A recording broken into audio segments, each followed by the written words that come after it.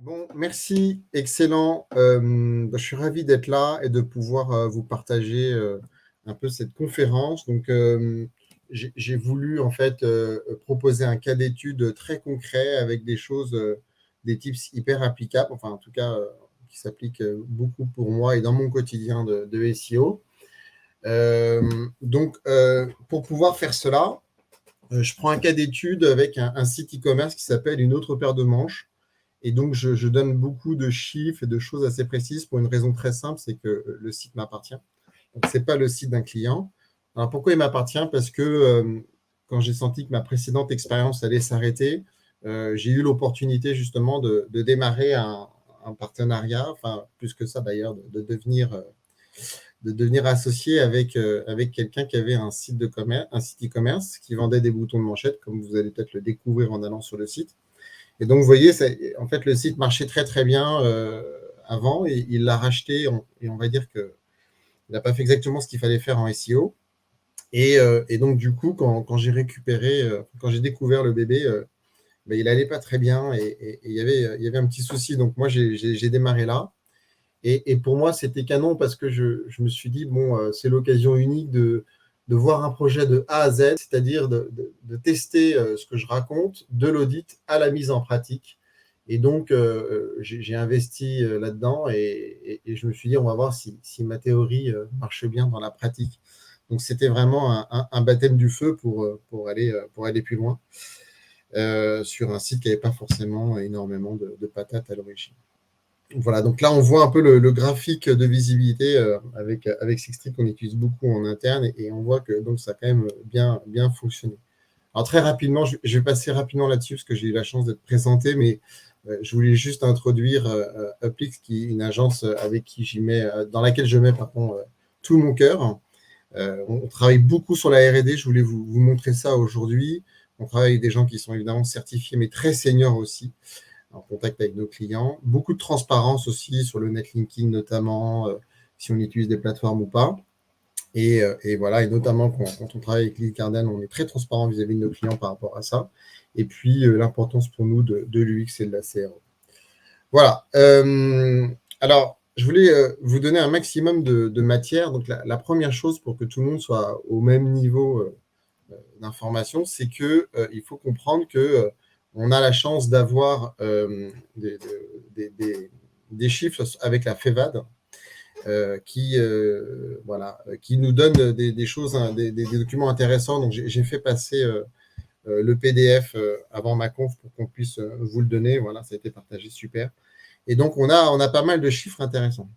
Il y en a un qu'il faut vraiment avoir à l'esprit, c'est que en fait, sur un entonnoir e-commerce, si vous faites environ 2 ventes tous les 100 visiteurs, vous êtes déjà dans le haut du panier, vous êtes dans une bonne moyenne. Donc ça, c'est intéressant parce que qu'est-ce qu'un bon taux de transformation? Est-ce que je vends correctement? Est-ce que mon site e-commerce marche? C'est vrai que pour 100 visiteurs, une vente, ça peut paraître pas énorme, mais en fait, c'est déjà pas trop mal. Donc ça, c'est assez important. 59 euros le montant d'une transaction moyenne sur l'année passée. Donc n'hésitez pas à aller voir ce document parce qu'il est assez intéressant et il y a beaucoup d'informations dedans.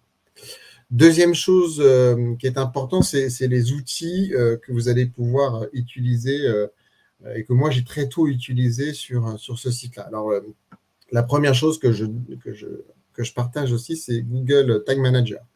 Donc, Google Tag Manager, très rapidement, pour ceux qui ne connaîtraient pas dans l'histoire, c'est l'opportunité, si vous voulez, de mettre un tag sur votre site ou sur le site de votre client, du coup, et après, de pouvoir injecter via cet accès n'importe quelle information, un autre tag Xity, de pouvoir mettre une balise méta, de pouvoir traquer les liens externes, etc.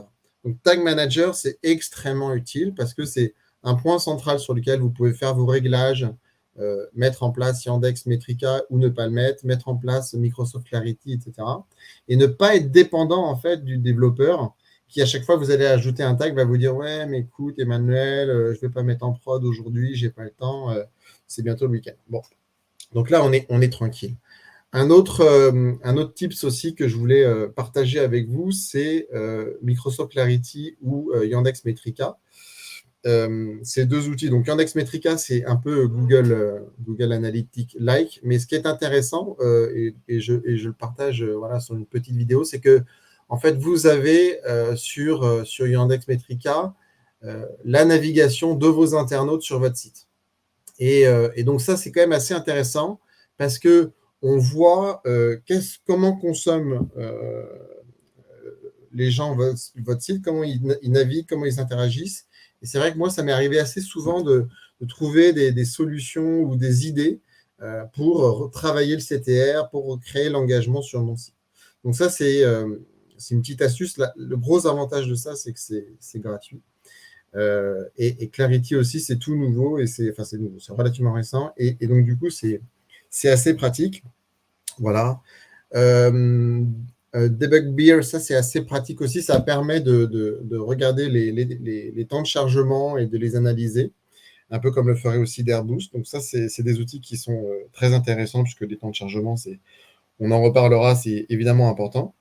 Et puis nous, on utilise Systrix en interne pour la visibilité globale et quelques conseils que je vais vous donner aussi.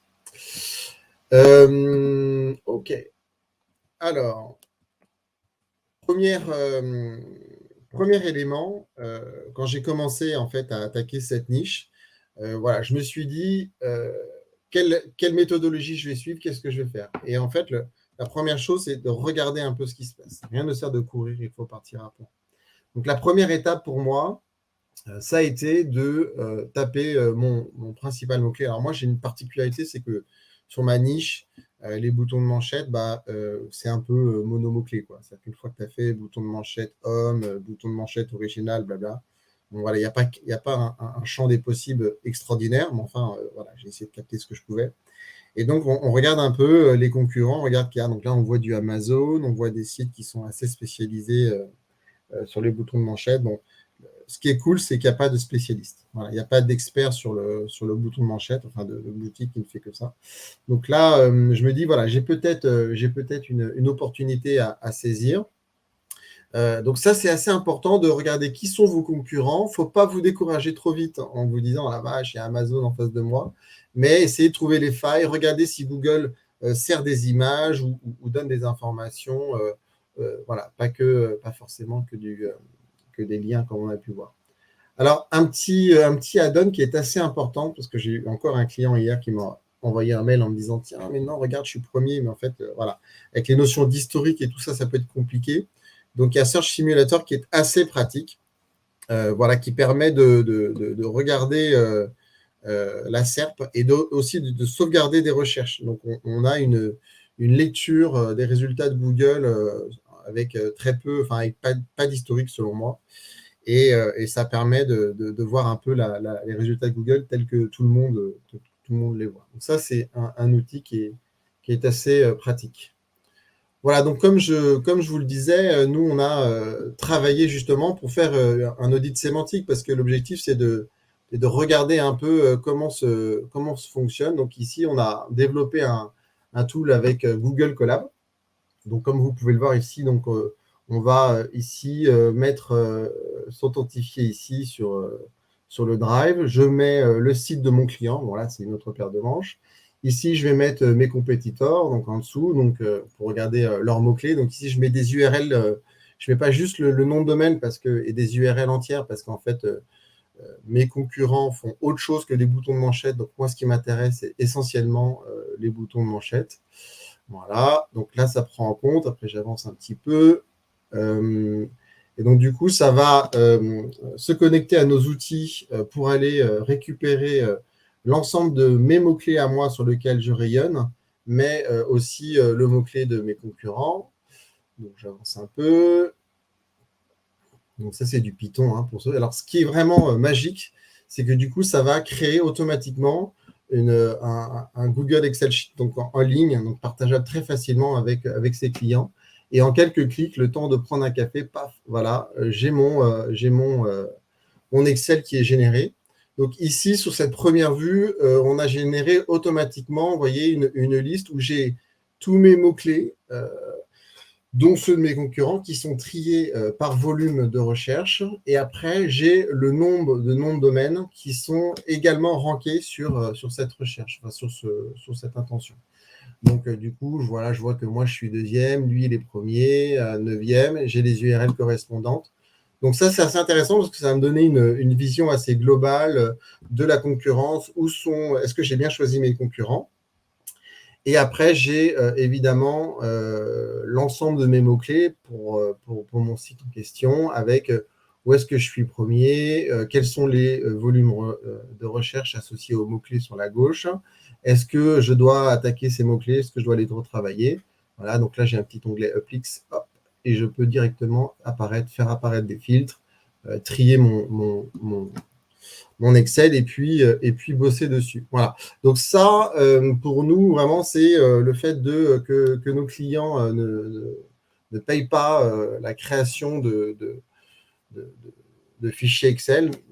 C'est généré automatiquement et ça permet de tout de suite se mettre au travail. Alors justement, une fois qu'on a ces informations sémantiques, ces mots-clés, ben, on va travailler sur tous ces éléments sémantiques. Alors, évidemment, le premier point qu'on ne peut pas ne pas citer, c'est l'optimisation des titles et des métadescriptions. Donc, pour les plus débutants d'entre nous, c'est ce qui va apparaître dans une recherche dans Google.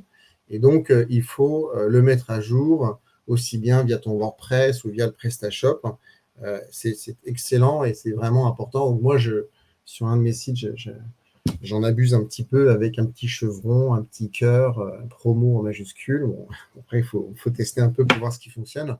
Mais voilà, c'est évident qu'il faut inciter, telle une vitrine de magasin dans la rue, il faut inciter à mettre des emojis. Donc là, je vois qu'on a bien partagé une ressource dans laquelle j'ai mis tous les emojis, beaucoup d'emojis que j'ai pu trouver sur le web et que vous pouvez tout simplement copier-coller dans vos balises title.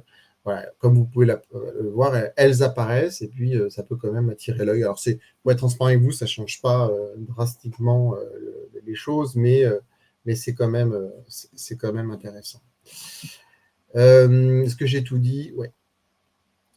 Deuxième chose importante, eh bien, c'est évidemment répondre aux besoins de l'internaute. Donc ça, c'est quelque chose de très important. C'est-à-dire que en général, si on attaque sa niche directement par le top mot-clé, pour moi, si je m'étais dit bille en tête, tant que je ne suis pas premier ou deuxième sur le mot bouton de manchette, ça veut dire que j'y arrive pas. Bon, enfin, voilà, j'ai mis du temps à y arriver. Et je ne suis pas sûr que c'est par là qu'il faut prendre le sujet. Il faut attaquer d'abord ce que les gens recherchent, les questions que les gens se posent.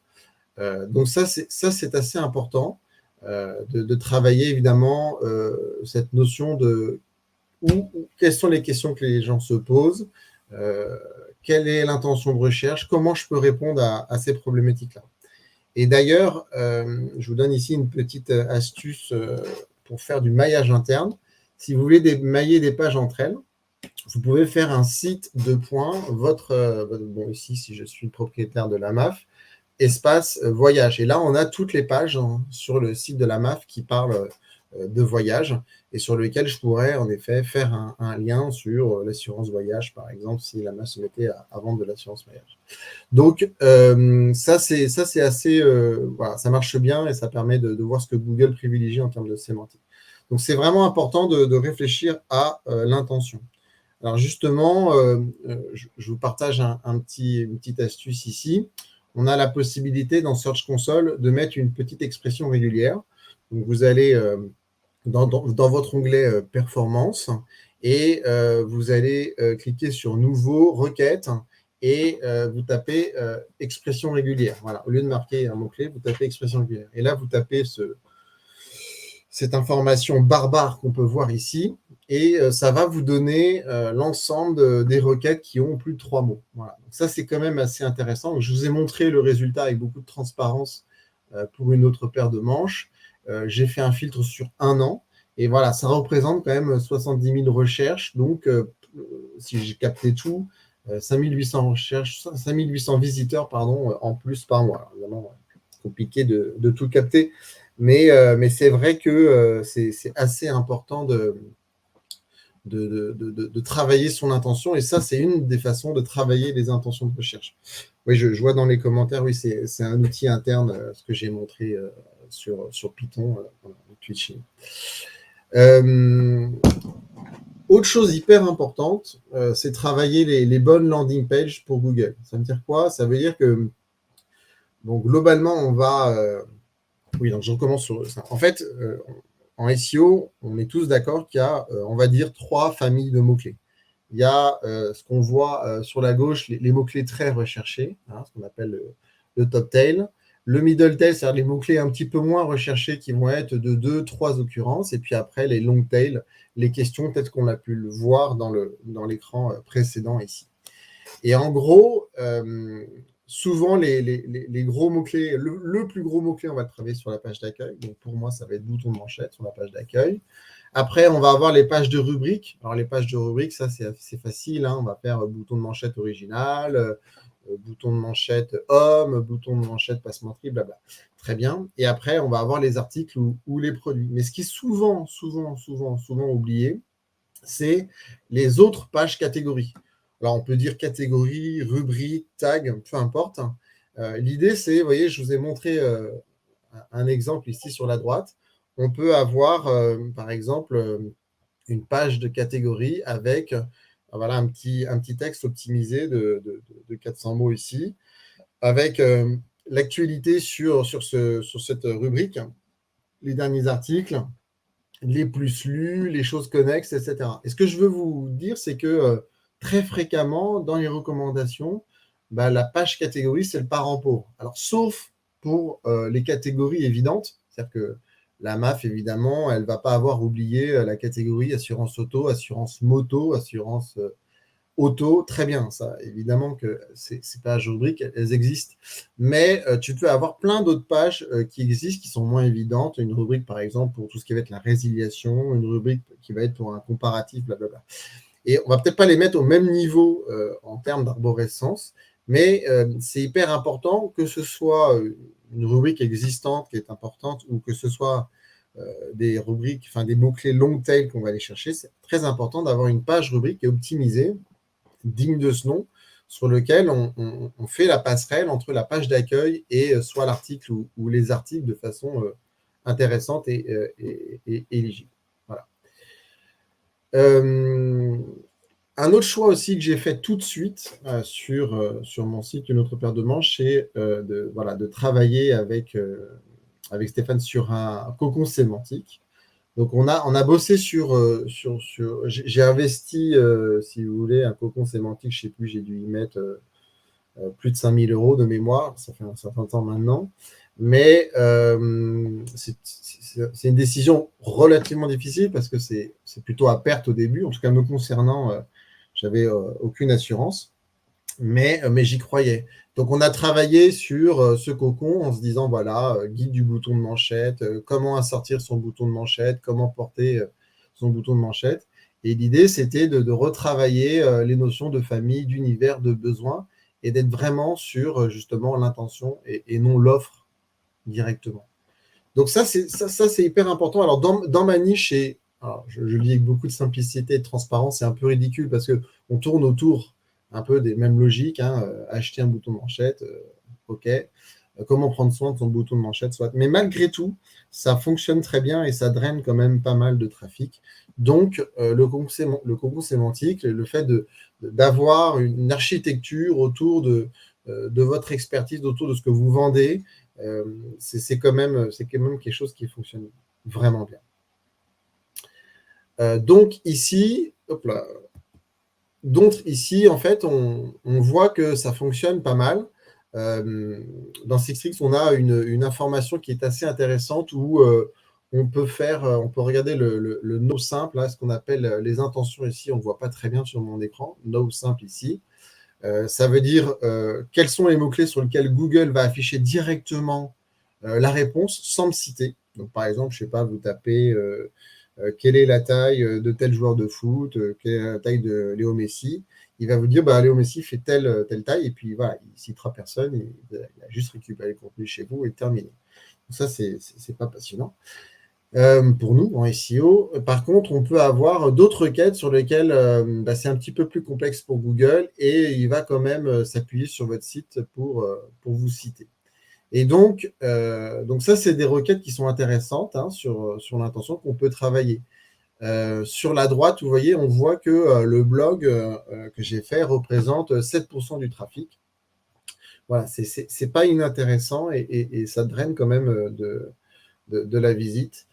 Il faut savoir que 60% des clients font des recherches au préalable sur Internet.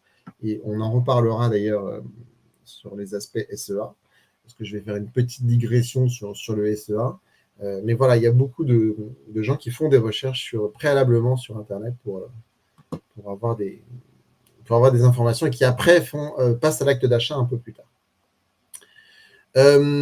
Alors, sur le corpus de mots-clés, là aussi, rebelote, on a retravaillé ces mots-clés pour pouvoir faire ces corpus. Donc, on a fait un script Python. Donc, là aussi, ça, c'est de l'interne, mais je vous montre un peu jusqu'à où on a poussé la réflexion. On a fait un script où on va se connecter à Google Analytics, à Google Search Console, pardon. Donc ici, vous voyez, je vais ici mettre ma propriété, je vais lui demander combien de mois d'analyse je veux, est-ce que je veux une analyse par page, est-ce que je veux une analyse par mots-clés, et est-ce que je veux une catégorisation de mes mots-clés. Et en fait, ce qui est très sympa, c'est que le script va me donner une analyse par mots-clés. Alors, c'est aussi possible par page et c'est une vision qui est très intéressante. Ça, je ne l'ai pas fait pour vous montrer le corpus par mots-clés. Mais automatiquement, vous voyez, ça m'a récupéré 25 000 mots-clés, 26 000 même en tout, et en unique 23 000. Voilà. Donc ça, c'est plutôt pas mal. Et encore une fois, là, moi, ce que j'avais hâte de pouvoir réaliser dans mon agence, c'est d'automatiser ces choses-là et perdre un minimum de temps sur la création. Donc, je vais vous montrer un peu ce qu'on fait exactement. Donc, vous voyez ici, on va avoir des notions de catégorie.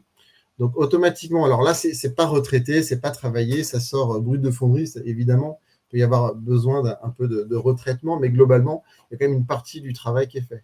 Donc ça, j'ai touché à rien et ça l'a fait automatiquement. Donc, je vais avoir une notion de catégorie, une notion de sous-catégorie, et après, je vais avoir mes mots-clés. Et ensuite, j'ai mes clics sur juin, mes clics sur juillet, et l'évolution, le delta par rapport au mois précédent. Donc là, ça, c'est quand même intéressant parce que je vois l'évolution. Ici, j'ai une vue aussi uniquement par catégorie, avec le nombre de mots-clés que représente la catégorie. Donc, typiquement, on voit que dans la catégorie générique, j'ai un peu trop de mots-clés, donc ce sera peut-être à affiner. Je vois ma catégorie Blablacar. Bon, voilà. Et c'est juste un exemple. Mais du coup, une fois que la catégorie est affinée, ça me permet de générer, de regarder mes visites par rapport catégorie par catégorie. Donc ça, c'est assez ouf. Et puis, pareil avec les notions d'impression. Donc, l'impression, c'est intéressant parce que ça peut jouer beaucoup. Ça peut faire varier énormément les choses. Et une dernière vue que je vous partage aussi, que je trouve super intéressante, c'est l'évolution du trafic SEO par mois avec tous les mots-clés qui ont généré un gain de clic et tous les mots-clés qui ont généré une perte, c'est-à-dire une perte de visibilité. Et donc, du coup, en un clin d'œil, je vois tout de suite si je suis plutôt sur un mois qui était positif, un mois qui est négatif, je vois le gain d'impression, je vois le gain de clic. Voilà. Donc, je vous montre ça de façon assez transparente parce que c'est l'une de nos valeurs déjà. Et c'est vrai que c'est un gain de temps assez intéressant, donc ça peut vous donner des idées. Voilà. Ensuite, sur la duplication aussi, un petit tips qui fonctionne pas mal, que j'utilise, c'est SEO Quantum qui a dans son tools la possibilité de regarder les pages orphelines, les pages qui sont très proches sémantiquement parlant, donc qui se cannibalisent, les pages qui ont moins de 500 mots-clés, etc. Donc ça, c'est vrai que c'est un sujet très important, parce que je le vois beaucoup dans nos amis, chez nos clients, et voilà.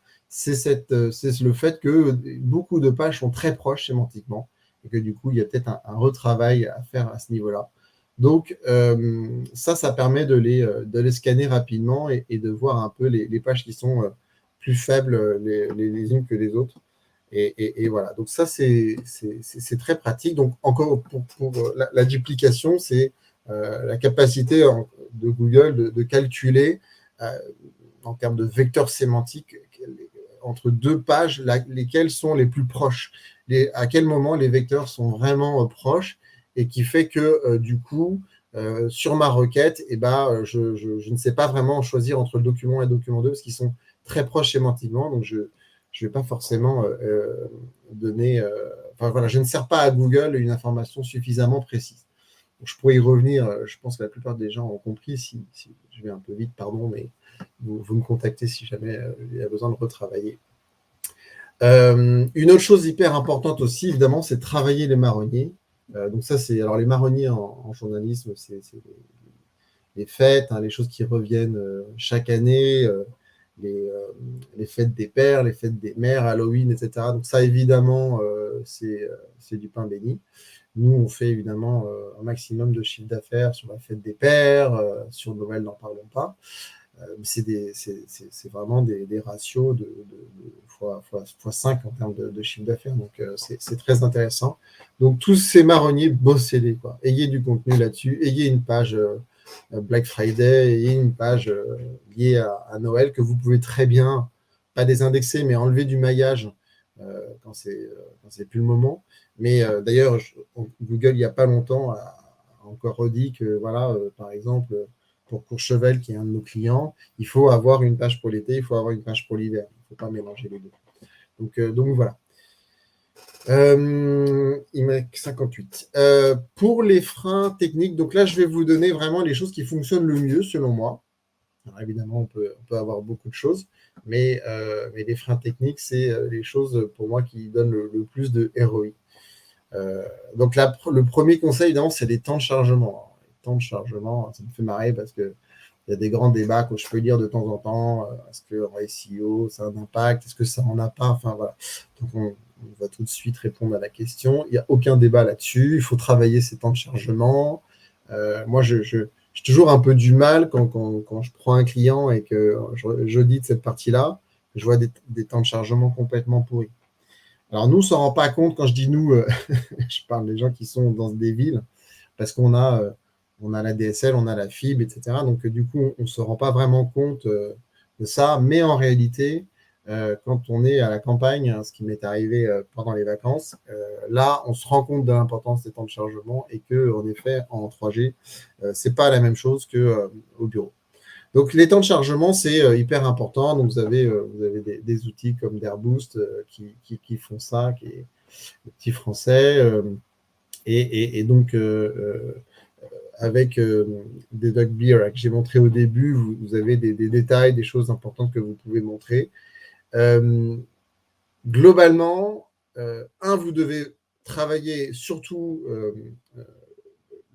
l'interaction la plus rapide possible de votre site avec les utilisateurs. Donc, faire en sorte, et là encore pareil, quand vous regardez les gens interagir avec votre site, voilà, il faut que ce soit pratique. Dans Clarity, par exemple, vous avez une option où vous pouvez regarder ce qu'on appelle le dead click, c'est-à-dire les moments où les gens cliquent et il ne se passe rien, en fait. Donc ça, c'est évidemment ultra frustrant parce que les gens ne doivent pas comprendre pourquoi en cliquant sur ce logo, il ne se passe rien, ils s'attendent à une réaction. Donc ça peut être très intéressant de prendre ce rapport Clarity et de bosser sur les dead clics. Un truc aussi très classique, c'est la taille des images. Voilà, c'est très, très, très, très fréquent d'avoir des gens qui ont des images complètement monstrueuses en termes de taille sur leur site. Et toujours très mal à l'aise vis-à-vis des développeurs qui laissent passer ce genre de choses.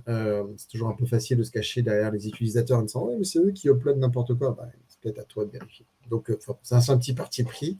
Mais voilà, c'est vérifier vraiment ce travail-là. Aussi, ce qui est important, spécial big up à Nico, qui a fait un thème qui est SEO friendly avec WP Rank. Essayez d'avoir un thème qui soit SEO friendly, quoi. Donc, ça veut dire quoi concrètement? Ça veut dire, par exemple, avoir des balises HN, donc H1, H2, H3, qui soient sémantiquement contextuelles. Ça veut dire lié au contexte. Ça veut dire quoi? Ça veut dire ne mettez pas des balises H3 dans le footer, dans le fil d'Ariane. Bon, voilà. essayez d'utiliser les balises HN là où elles sont utiles, c'est-à-dire pour le titre et pour le sous-titre. J'ai toujours du mal à comprendre pourquoi nos amis, les devs, il ne faut pas trop casser du sucre sur les devs, sinon je vais me faire des ennemis, mais voilà, nous mettre des HN partout. Donc ça, c'est vraiment un truc très simple. Alors évidemment, c'est un petit point et ça ne va pas vous faire multiplier votre trafic SEO par 30, mais enfin voilà, faites en sorte que ce point soit killé si votre site est en refonte. Voilà, virez tout de suite les HN dans le footer, au moins ce sera fait. Et puis, installez un module qui fait du SEO, mettez en place une extension backup, donc ça c'est pas trop SEO, mais c'est vraiment important. Sauvegardez votre site fréquemment. J'ai trop de clients encore qui viennent nous voir en disant voilà, on a été hacké, etc. Je fais une petite parenthèse, mais c'est vraiment, faut le rappeler parce que c'est aussi important que les gestes barrières. Plan du site, très important. Donc les plans du site HTML, on n'en voit plus du tout. On a souvent des pages qui se baladent sur son site. Et d'ailleurs, là aussi, petite astuce ou petit rappel, vous avez dans la Search Console, dans les pages indexées, donc en bas de mon graphe, vous avez souvent des indexés mais non envoyés dans un sitemap. Donc, ma question est pour le client, pourquoi j'ai des pages qui sont indexées dans Google mais que tu n'as pas mis dans ton sitemap? Sachant que ce que je mets dans le sitemap, c'est a priori les pages importantes pour Google. Donc, le premier conseil, c'est faites un sitemap XML qui va regrouper les pages importantes de votre site. 2, faites un sitemap XML par catégorie de page, si c'est possible. Donc, faites un sitemap XML pour les pages catégories, faites un sitemap XML pour les pages articles, voire même un sitemap XML pour les pages produits ou les produits d'une telle catégorie. Ça ne sert à rien d'en faire 15 000, mais ça ne sert à rien aussi d'en faire un. Alors, pourquoi on fait ça? Parce qu'une fois que vous le donnez à manger à Google, vous pouvez voir le taux d'indexation par sitemap. Et vous pouvez tout de suite voir s'il y a un souci. Ça vous permet d'avoir tout de suite une analyse très précise, sitemap par sitemap XML. Ensuite, le plan du site HTML. Donc, cette fois-ci, ce serait une page sur laquelle on aurait l'ensemble des liens qui pointent vers votre site. Ça permet tout simplement d'avoir en un clic de la home l'ensemble des pages de votre site. Donc, c'est hyper intéressant. Je ne sais pas si Madeleine fait ça, mais sur ces sites, sur des gros sites de presse qui peuvent avoir potentiellement des articles qui ont été écrits en 2012, on peut, avec un système assez simple, une page plan du site où il y aurait marqué 2011, 2012, 2013, et après janvier, février, mars, avril, et quand je clique sur janvier de 2012, j'ai tous les articles de janvier 2012. Et bien, en 2 clics, vous voyez, j'ai accès à l'ensemble des pages, donc c'est vraiment chouette. OK. Ah oui, alors dans la Search Console aussi, corriger j'accélère un peu parce que je vois qu'il est 5. Corriger les 404. Donc ça, c'est très simple, et j'en vois beaucoup d'erreurs. Allez faire un tour là-dessus. Donc la Search Console, c'est vraiment l'outil, vous ne pouvez pas faire l'économie de l'avoir. Donc ça, voilà, travaillez ces erreurs-là et faites en sorte que Google voit un minimum d'erreurs. Pas de sauf 404, pas de 404. Donc voilà. Et il peut très bien avoir des erreurs ici que vous ne voyez pas lors d'un crawl avec un outil classique du marché. Je voulais faire une petite digression sur les synergies parce que ça, c'est quelque chose d'assez important. Alors, même si moi, je suis plutôt du côté obscur de la force avec le SEO, sur la synergie, il y a énormément de choses à faire et ça, c'est quand même hyper important. Donc, nous, on travaille avec plusieurs agences et on travaille beaucoup à faire des choses synergiques et des rapports qui se parlent. Qu'est-ce que je veux dire par là? Eh bien, tout simplement, c'est que on a malheureusement énormément de bruit sur la page. On a des vues avec des ordinateurs avec des écrans 13 pouces ou 22 pouces, qui fait qu'on voit parfois que les annonces paid. Et donc, on est obligé quand même de faire du paid très souvent. Voilà. Une obligation, toute proportion gardée, mais disons que ça permet quand même de mettre une nouvelle corde à son arc. Donc, du coup, la question à se poser, c'est voilà, quels sont mes mots-clés core business, quels sont les mots-clés les plus rentables, et voilà, quelles sont mes positions SEO, et qu'est-ce que je vais pouvoir chercher comme double affichage. Alors, pourquoi je dis ça? Parce qu'en fait, tout simplement, c'est un laboratoire qui est juste magnifique. Ça veut dire quoi? Ça veut dire que À partir du moment où, par exemple, admettons, ça m'est arrivé une fois, j'avais un client qui voulait se lancer dans la livraison de homards. Donc c'est très très niché, comme vous pouvez l'entendre. Et en fait, avant de lui vendre une prestation hors de prix, même si j'allais atteindre peut-être la requête, je voulais savoir si voilà, s'il y avait du marché, si des gens seraient prêts à acheter un homard sur Internet. Et donc du coup, on a fait une campagne de paid. On a acheté en exact livraison homard. Voilà. Et donc, on avait a priori que des gens qui avaient envie de recevoir un homard chez eux et on en regardait le taux de transfo. Et ça, c'est vraiment important voilà, on a un laboratoire avec le paid qui permet de voir les mots-clés, comment ils fonctionnent. C'est-à-dire quels sont les mots-clés génériques, ceux qui sont chers et concurrentiels, quel est leur ROI, où est-ce que je veux avoir un double affichage pour être plus présent. Autre chose qui est parfois oubliée, c'est la notion d'audience. Voilà. En paid, on a des notions d'audience. Donc, c'est vrai que j'ai notre ami Paul qui veut chercher des boutons de manchette pour le mariage d'un ami. Eh bien, je vais pouvoir le travailler avec, soit parce qu'il est dans un bassin d'audience que j'ai, le travailler avec une annonce Google Ads, soit je ne le connais pas et c'est potentiellement un nouveau client et je vais le travailler en naturel. Avec les audiences, on peut aller chercher des nouveaux clients, on peut aller chercher des audiences affinitaires et voilà, et ça permet de faire des choses vraiment intéressantes en termes de croissance. Donc moi, je suis très content parce qu'en SEO, je fais plus de chiffre d'affaires qu'en SIA. Mais malgré tout, c'est un levier important. Et d'ailleurs, ce que je vais dire, je vais mettre un petit bémol juste après sur ce que je viens de dire. Le nombre de touches aussi. N'oubliez pas le nombre de touches. C'est-à-dire que les clients, les prospects ont une multiplicité de points de contact avec votre marque. Et la décision d'achat ne se fait pas toujours. Donc ça, dans Google Analytics, vous avez un graphique qui permet de le voir, où en gros, 53% des conversions se font en plus de 2 touches. Voilà. Donc, chez moi, c'est quand même intéressant. J'ai fait du Facebook Ads aussi. 84% des transactions, c'est des nouveaux clients. Voilà, de première touche, c'est des nouveaux clients sur du Facebook Ads. Donc tout ça, c'est vraiment intéressant de garder à l'esprit quelque chose qui peut-être paraît évident pour certains qui nous écoutent, mais qu'en fait, les leviers se parlent et que pour aller récupérer des nouveaux clients, ces leviers payants sont quand même particulièrement puissants. Et dernier point, et non des moindres, c'est la notion d'attribution et de contribution. Ça c'est ultra, ultra important à comprendre.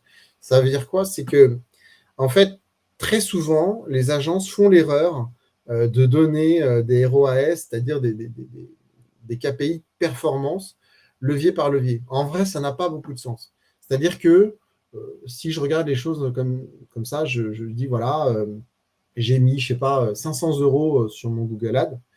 Ça m'a fait gagner 510 € ou 530 €, bref. Bon, bah, je ne suis pas rentable parce qu'il n'y a que 30 € de marge. En fait, ce n'est pas du tout la bonne réflexion à avoir. C'est pour ça que nous, on donne des dashboards qui sont synergiques et on donne, quand on a des clients sur les 2 leviers, on donne des informations au global aussi. Ça veut dire que, pourquoi? Parce que je peux très bien avoir quelqu'un qui rentre sur du Google Ads et qui va convertir en SEO et l'inverse. Donc là, j'ai montré un peu des chiffres dans mon cas de figure où je vois que dans 25% des cas, Google Ads pour moi est le buteur. Et donc, c'est hyper important de comprendre que ces leviers se parlent, qu'en plus, avec le nombre de touches, voilà, il peut y avoir une visite un jour et une conversion dans un autre levier. Donc, faites attention avant de faire des conclusions trop hâtives, ce qu'on appelle le first click, last click.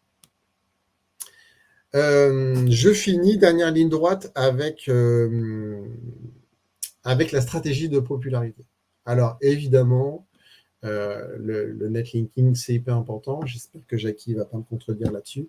Et donc, moi, j'aime beaucoup cet exemple qui me fait toujours marrer. Donc, vous voyez, on voit un résultat. Parce que oui, il y a des gens qui disent, oui, non, le netlinking, ça ne marche pas, c'est mort, Google, ceci, Google, cela. Donc, à une époque, bon, le site a changé, donc c'est moins vrai maintenant, mais voilà, à une époque, vous voyez, vous tapiez extracteur de jus, donc plutôt une requête sympathique, et vous voyez le premier résultat naturel, c'est Marine 2017. Alors, pardon pour le propriétaire, parce que je crois qu'il est cité toutes les 5 minutes en exemple, il ne doit plus en pouvoir. Il a fait une redirection d'ailleurs depuis. Il a beaucoup perdu au passage. Mais bref, tout ça pour dire que, vous voyez, on voit bien que ce site-là, qui est le site de campagne de Marine Le Pen en 2017, d'ailleurs, c'est chouette que les élections reviennent, parce qu'il va y avoir plein de nouveaux super expirés avant. Bref, tout ça pour dire qu'on a un site qui fonctionnait très bien, et donc deux cas de figure, soit le contenu qui a été mis sur Marine 2017 était exceptionnel sur l'extracteur de jus, et c'est pour ça qu'il est premier sur cette requête, ou qu'il a été premier sur cette requête, soit les backlinks qu'avaient de BFM, les Échos, l'ont un petit peu aidé à taper la première place. Voilà. Donc, ceux qui pensent que Google, le netlinking ne fonctionne pas, peuvent peut-être réfléchir à ça. Alors donc, du coup, le netlinking, c'est évidemment le nerf de la guerre. Moi, c'est vrai que je travaille pas mal avec Jackie sur ce sujet, qui est très expert, évidemment. Et donc, l'idée, ça va être de travailler sur une stratégie. Alors, globalement, pour les plus néophytes, c'est très simple, c'est que si personne ne parle de vous, si vous n'avez aucun lien qui pointe vers vous ou vers votre site, il y a peu de chances pour que votre site arrive en tête des résultats. Alors oui, il y a des contre-exemples, mais globalement, il y a une étude, j'aurais dû vous la retrouver, mais il y avait une étude d'Ahrefs qui était passionnante, qui montrait l'incidence, en tout cas plus que plausible, entre des gens qui sont promis sur des grosses requêtes, enfin dans le top 3, et les liens de ce site en question. Donc, c'est important d'analyser les backlinks de vos concurrents. C'est important de se mettre dans des annuaires, alors évidemment de qualité, hein, il en existe encore, et puis de potentiellement faire des contenus qui sont partageables. C'est très facile d'avoir des liens si vous faites des super contenus ou des jeux concours ou des choses de fond. Vous avez facilement la possibilité d'avoir des liens naturels. Alors nous, encore un petit peu de R&D. Mais c'est vrai que ça, c'était important. Donc là, c'est pareil. Nous, en fait, on a fait un petit script Python, toujours sur du Google Colab, où si vous voulez, là, on récupère, en fait, je suis allé sur Ahrefs et j'ai récupéré l'ensemble des liens de mes concurrents. Donc, j'ai vu que Favor Son, il est connecté, labelmanchette.fr, il est connecté, pardon. Il a une page sur les boutons de manchette. Il y a Hugo Boss. Enfin, voilà, je récupère en fait l'ensemble de mes concurrents qui ont des liens. Voilà, donc je vous montre comment ça se passe. Donc, moi, je prends les miens aussi. Donc, ça, c'est l'ensemble de mes concurrents, dont moi, avec leurs backlinks. Paf. Ensuite, je me sélectionne en disant, voilà, c'est moi, et je voudrais me comparer à eux pour voir un peu, faire un audit de popularité. Donc, hop, ça travaille. Et automatiquement, en fait, ça va me générer un petit fichier Excel dans lequel, alors ça va s'afficher, paf, et dans lequel, en fait, je vais avoir l'ensemble des métriques. Donc là, c'est assez intéressant parce que je vais avoir tous les referring domaines qui ont été trouvés.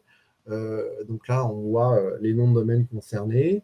On voit le domaine rating, l'hrefrank, le nombre de referring domaines de ce site en question. Et ce qui est très intéressant, c'est que j'ai à la fois le nombre de concurrents sur lequel j'ai le nombre de concurrents qui ont également ce lien, un lien sur Stavou, Cadisiac, et j'ai aussi directement le prix sur les plateformes. Donc ça, c'est assez pratique parce que ça va vite. Donc je peux très bien faire un filtre très rapidement. Donc là, je n'ai pas retravaillé le document, mais je peux très bien filtrer sur l'ensemble des mots-clés, des liens que mes concurrents ont et que moi, je n'ai pas, sur lesquels ils sont présents et que je n'ai pas. J'ai le prix sur les différentes plateformes sur lesquelles il est affiché. Voilà, on voit référent de domaine, puis possédé par une autre paire de manches ici. Donc là, c'est assez pratique parce que du coup, j'ai plus après que me connecter aux différentes plateformes et acheter, si je le souhaite, un lien également sur la plateforme pour rattraper potentiellement ce qu'on pourrait appeler mon retard. Donc voilà, donc ça c'est vraiment très pratique parce que ça permet d'aller très vite. Je passe. Donc très simplement, pour chacun d'entre nous et pour les plus juniors, bon, comment ça fonctionne? En fait, le ranking fonctionne sur le fait qu'un site externe va tout d'un coup parler de vous. Donc ça, c'est chouette. Et donc, s'il parle de vous, si vous êtes quelqu'un d'intéressant, et ce jus qu'il va vous envoyer va se répertorier via votre maillage interne sur les autres pages de votre site. Et puis vous, comme vous êtes quelqu'un de sympa aussi, qu'a priori on a parlé de vous, donc vous, a priori, peut-être parler de quelqu'un d'autre aussi, eh bien vous allez parler d'une autre personne, paf, vous allez faire un lien et ça va permettre de faire un autre lien. Donc l'indicateur d'ISEO, c'est le trust flow. Et donc on va regarder ces indicateurs qui sont malheureusement quand même très manipulés de nos jours, donc à prendre avec parfois des petites pincettes. Les clients parfois ne jurent que par ça, s'ils savaient. Mais en tout cas, voilà, le trust flow, qui est un indicateur de confiance normalement sur vos liens, et citation flow, un indicateur plutôt de quantité, on va regarder un peu ce qui se passe et on va pouvoir trouver des bons spots en fonction avec les outils qui vont bien, Majestic, Ahref. L'importance aussi de la thématique, hein, évidemment, quand vous faites un contenu. Je reparle souvent des dimensions d'un backlink, hein, pour ceux qui ne connaissent pas ce graphique qui est fait par notre ami Kevin Richard. Je me permets de reprendre ce qu'il a fait parce que, voilà, à un moment, paraphraser ou recopier, ce n'est pas terrible. Donc, du coup, vous voyez ici, on voit toutes les dimensions d'un backlink, donc la notion de l'encre, voilà, faire attention à ne pas faire des encres trop optimisées. Je vois encore beaucoup de clients qu'on récupère, enfin étant une nouvelle agence, on récupère beaucoup de nouveaux clients et avec des profils d'encre ultra optimisés, avec des mots-clés en exact à mort. Enfin, je ne comprends pas comment on peut faire ça encore de nos jours, enfin, de façon aussi fou. La notion de nofollow, dofollow, la puissance du site, la thématique, la sémantique de la page, le rapport trust flow, citation flow. Voilà, tout ça, c'est des éléments que vous devez vraiment noter et avoir à l'esprit. Voilà, j'ai presque fini. Évidemment, la dernière ligne droite, c'est les indicateurs. Hein, c'est hyper important. Donc, nous, on a des data studios. Vous voyez, donc je suis assez transparent. Moi, je vous donne les chiffres que j'ai fait en juin. Pas de souci. Donc, on a des data studios qui sont plug and play. Donc, pareil, pour ne pas perdre de temps, on peut les customiser. Et donc, vous voyez, là, j'ai un taux de conversion ici de 1,60. Donc, on avait dit tout à l'heure que 1,8, c'était dans la moyenne. Je suis un petit peu en dessous, mais voilà, je suis plutôt content. Ça augmente. Et donc, c'est évidemment hyper important d'avoir un suivi régulier de son taux de transfo mois par mois. Ça, chez nous, c'est évidemment aussi automatisé. Pardon. Donc, c'est très important. Voilà, merci à tous. Juste pour info, j'ai lancé une petite newsletter dans laquelle je partage un peu cette R&D, des bons plans et évidemment l'analyse de l'actualité. Donc, si vous voulez vous abonner, ça me fera très plaisir que vous puissiez nous suivre. Donc, c'est sûr, j'ai mis un petit raccourci pour accéder directement à la newsletter sur edv.fr/SEO. Voilà. Merci à tous pour votre écoute. J'espère que je suis dans les temps. Je vois qu'il est 19, donc je crois que je ne suis pas trop mal. C'est bon, c'est parfait, c'était super. Bon. On a dépassé un tout petit peu, mais c'est pas grave, vu que après c'est la pause déj après moi, donc c'est pas un souci. Merci. Alors, c'était très intéressant en tout cas. Merci pour en tout cas ce retour. Écoute, on a eu j'ai mis beaucoup de tout mon cœur. J'espère que ça va intéresser les gens qui nous ont écoutés. Non, c'est cool, c'est toujours bien d'avoir des retours d'expérience justement et d'avoir vraiment voilà, d'avoir les stats, la data, c'est hyper important. Voilà, attends. Hop. Donc voilà, donc on a eu effectivement, voilà, on a des gens qui remercient. Hein, merci beaucoup pour cette présentation hyper intéressante, super. un max de contenu. On a plein de merci. Voilà, ils étaient 400 personnes, donc ça c'est chouette. Merci beaucoup. Écoute, c'est super. Moi, j'aime bien les choses concrètes, hein, par opposition aux conférences où on dit des choses un peu génériques. J'aime bien, voilà, j'essaie de donner un maximum de matière. Maintenant, n'hésitez pas aussi à me contacter par MP si je suis allé. Parfois, je suis peut-être allé un peu vite, je ne me rends pas compte. Quand on conf, on va parfois un peu vite. Donc Emmanuel est dispo sur LinkedIn ou sur Twitter, vous pourrez le retrouver assez facilement. On le voit bien. C'est ça, exactement. Donc, de toute façon, tu es visible, tu es vraiment bien visible avec les petites icônes, tout ça. Donc, tu as toujours la petite touche marketing qui est très intéressante. LinkedIn, surtout. Ouais, c'est vachement chouette. Ouais. Même sur ton site, l'autre jour, tu sais, je regardais, et puis le site des manchettes, les boutons de manchette, et en fait tu regardes, tu arrives sur ton site, tu changes de page et puis tu as une script JS qui change sur la title. Enfin, moi j'adore ce genre de petits hacks qui augmentent finalement ton taux de transfo et même le fait que les gens cliquent aussi, tu vois, sur les SERP.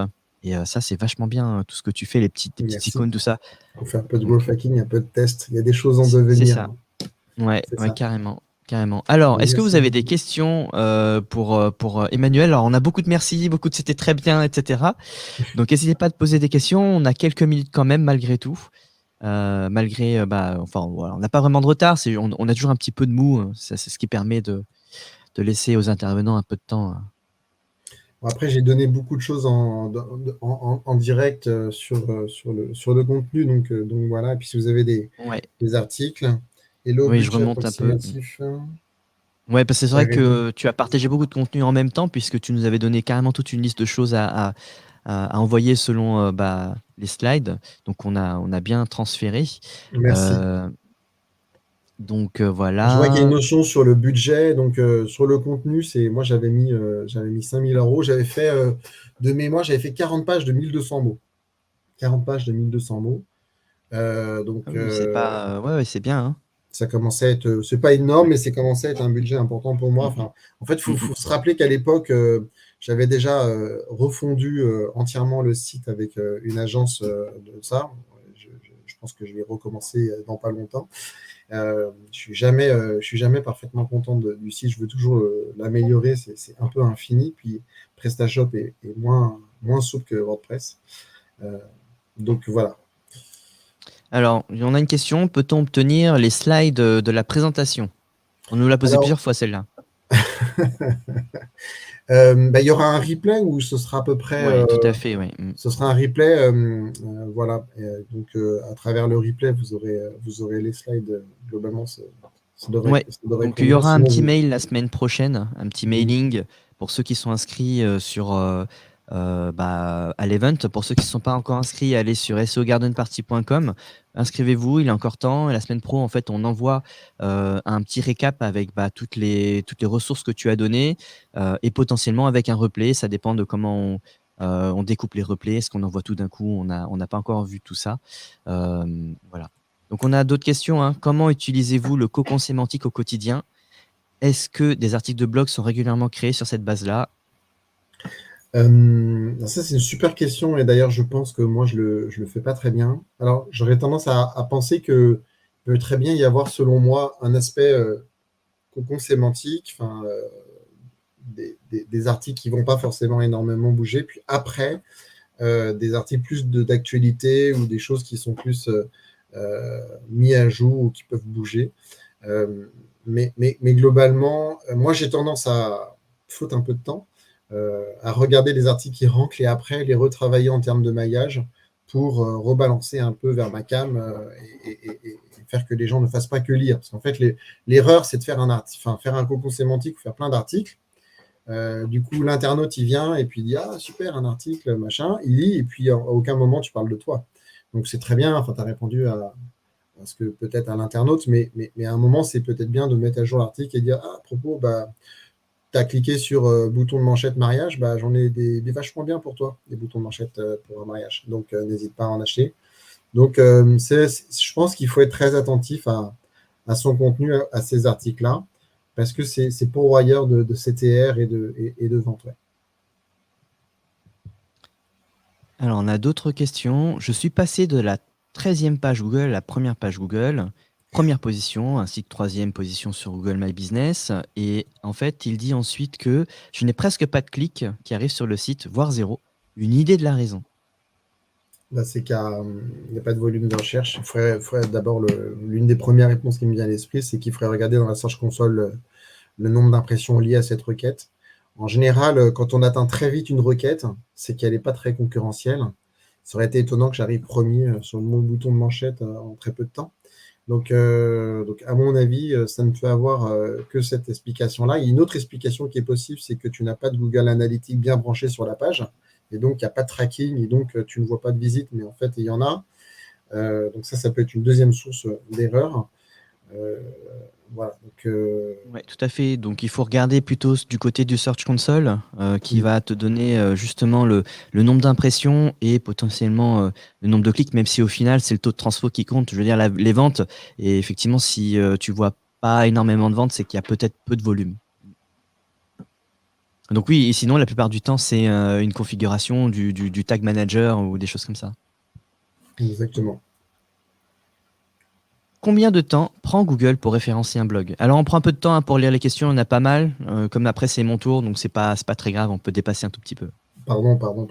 Non, t'inquiète, il n'y a pas de Euh, souci. euh, Combien de temps prend Google? Bon, ça, c'est la question compliquée. Question piège. La réponse est beaucoup. Non. Non, en fait, ça va dépendre. Non, ça peut être assez rapide.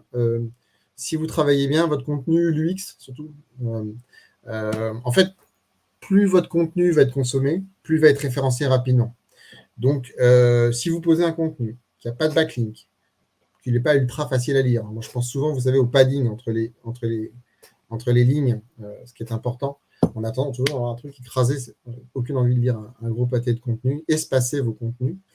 Voilà, donc vous avez la possibilité de, si vous faites un truc avec un peu de netlinking, un truc facile à lire, et puis un contenu un peu travaillé, ça peut être très rapide. Voilà, ça peut être très rapide. Maintenant, en effet, ça va dépendre un peu des requêtes, ça va dépendre si vous avez ciblé les bonnes recherches.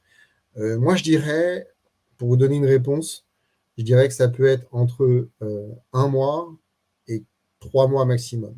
Au-delà de ça, si c'est avant un mois, vous avez de la chance, c'est plutôt rapide, mais ça peut être justement des recherches qui n'apportent rien.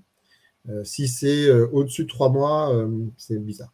A priori, il y a peut-être un truc qui cloche. Oui, voilà, et puis après, tout dépend de ce qui s'appelle référencé. Est-ce que ça veut simplement dire être indexé, apparaître dans Ah oui, Google, ou est-ce qu'on est, on est classé? Est-ce qu'on arrive tout de suite avec des recherches, avec des très bonne clics? réponse. Donc c'est très difficile bon, c'est normal, hein, c'est des questions en quelques mots, quelques lignes. Mais on peut très bien indexer un site assez rapidement via la Search Console, par exemple, en mettant un sitemap. Donc il n'y a pas réellement de réponse au final. Et puis ça dépend aussi de la quantité de contenu qu'on met. Est-ce que c'est régulier ou pas? Parce qu'effectivement, on a remarqué aussi que c'est entre les nouveaux sites, ça va être entre 1 et 3 mois, hein, comme dit Emmanuel. Mais plus on va mettre de contenu, plus on va avoir de chances aussi à ce que le bot revienne et que le site soit indexé plus rapidement, donc soit référencé rapidement. Alors, on a une autre question par rapport aux marronniers.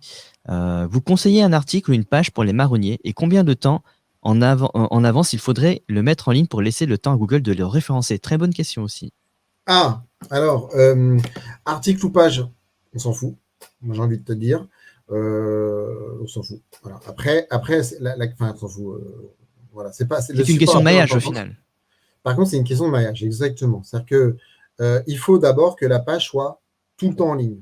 Tout le temps, tout le temps, tout le temps. Il ne faut jamais que la page, à un moment, voilà, soit pas accessible.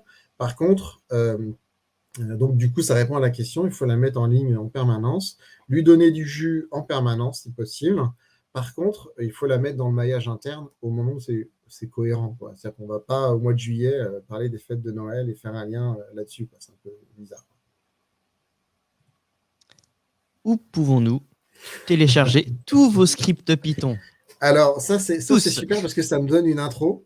Il faut m'envoyer votre CV et venir travailler avec moi parce que je recrute massivement. Ça fait que 8 mois qu'on existe, mais on est déjà une dizaine maintenant. Et donc, je cherche encore des gens qui veulent découvrir nos scripts et notre R&D interne. On est en train de travailler sur l'IA aussi avec Vincent Terrazi sur un outil de predictive ranking. On en parlera au We Love SEO où je donne aussi une conf. Donc là, si vous voulez venir découvrir les scripts Python, bah, envoyez-moi votre CV, c'est la meilleure façon. Et Vincent qui intervient aussi cet après-midi. Il ne faudra pas hésiter à venir le voir aussi. Et bien sûr, Alors, on demande ton Twitter, mais on l'a partagé juste ensuite, hein, c'est voilà, Magic Manu, voilà. Magic Manu, M-A-G-I-K, M-A-N-U, et non pas un K. Voilà. Donc, Merci Thomas, merci beaucoup. On a bon, beaucoup de remerciements, beaucoup de c'est bravo, très chouette. belle conf, bravo, merci pour la présentation, très Alors, intéressant. si vous voulez me remercier, n'hésitez pas dans LinkedIn de suivre ma société qui est encore un peu jeune, Uplix. Donc n'hésitez pas à nous suivre et voilà, ce serait top. Ça me permettra de donner un petit coup de boost et une façon de nous remercier. En tout cas, c'est vraiment chouette et je suis ravi des retours ultra positifs. Merci beaucoup pour le micro. Mélodie, Jackie, pour votre travail. Je sais que vous faites un super boulot, donc je suis très fier d'être à vos Merci côtés beaucoup. et de vous accompagner aussi dans cette journée hyper intéressante.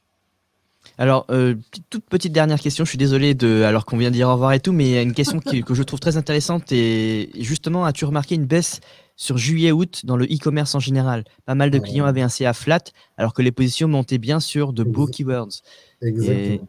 C'est mais on vrai. est tout à fait d'accord, voilà, c'est pour ça que j'ai mis la question. Exactement. Voilà, On pouvait moi, plus cet été. On voulait plus sortie du Covid, tout d'ordinateur. ça. On voulait de la piscine et des Ouais, ouais. mojitos. C'est la seule Et chose qu'on c'est le voulait. cas, oui, oui. Enfin, moi, de mon côté, on a remarqué pas mal de choses aussi dans ce sens-là. Pas de perte de position, un CA qui stagne ou voilà, qui baisse hein, par rapport au mois précédent, évidemment. Voilà. C'est vrai. Exactement. Voilà. Merci beaucoup pour ton intervention. C'était super. Et puis, on se revoit bientôt. Ouais, merci. À bientôt. Peut-être ici au camp. Ciao.